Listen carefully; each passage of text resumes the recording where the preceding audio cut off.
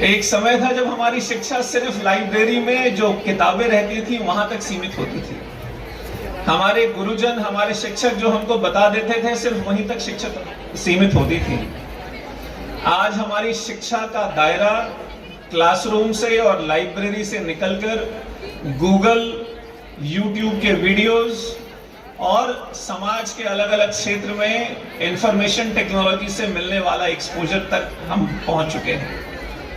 आज अगर दिग्विजय कॉलेज का कोई बच्चा चाहे तो दुनिया के किसी भी कोने में सर्वश्रेष्ठ एजुकेशन का कंटेंट अपने मोबाइल पर बैठे बैठे अपने घर में प्राप्त कर सकता है।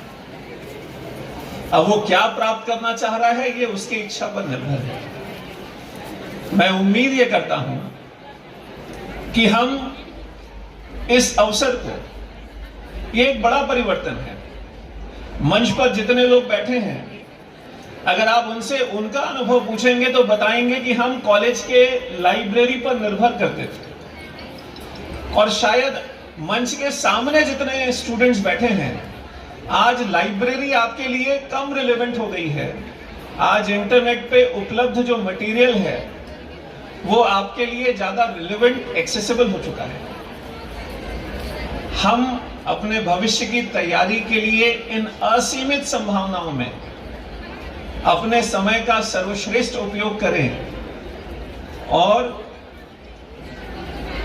जब शिक्षा की बात होती है, आने वाले छात्रों के भविष्य को, आपकी पढ़ाई के तरीके को और आपके होने वाले एग्जामिनेशन के पैटर्न्स को जमीन और आसमान का अंतर लेकर आने वाली है। आप सोचो कि कोई बीकॉम कर रहा है, कोई योगा में कुछ कर रहा है, कोई किसी तीसरे विषय में पढ़ाई कर रहा है, लेकिन अगर किसी छात्र का मन है कि मैं बीकॉम करते हुए बायो में, फिजिक्स में या योगा में या कॉमर्स में या अकाउंटेंसी में या किसी अन्य सब्जेक्ट का भी पढ़ाई करना चाहता हूं, तो नई शिक्षा नीति के तहत केंद्र सरकार की ये कोशिश है कि कॉलेज में पढ़ने वाले छात्रों को ज्यादा से ज्यादा फ्लेक्सिबिलिटी उनके कॉलेज की पढ़ाई के दौरान दी जाए, ताकि आप अपनी रुचि के विषय, अपने रुचि के सब्जेक्ट्स और जहां आप अपना भविष्य देखते हैं उन विषयों को आप ले सकें।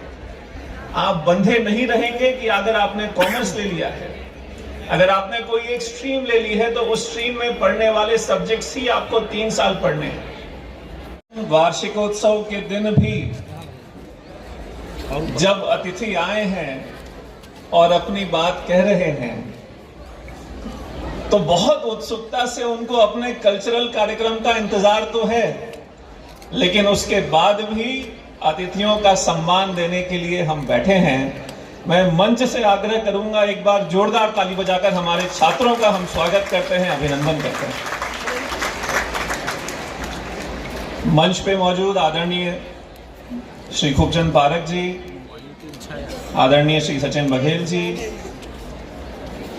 राजनांदगांव के कलेक्टर आदरणीय संजय अग्रवाल जी, आदरणीय जहां वार्षिकोत्सव जोर और शोरों से मनाए जाते हैं, मेरे को बहुत अच्छा लगा। उसके बाद अब आगे हम लोग फिल्म देखते हो ना, हिंदी देखते हो कि नहीं?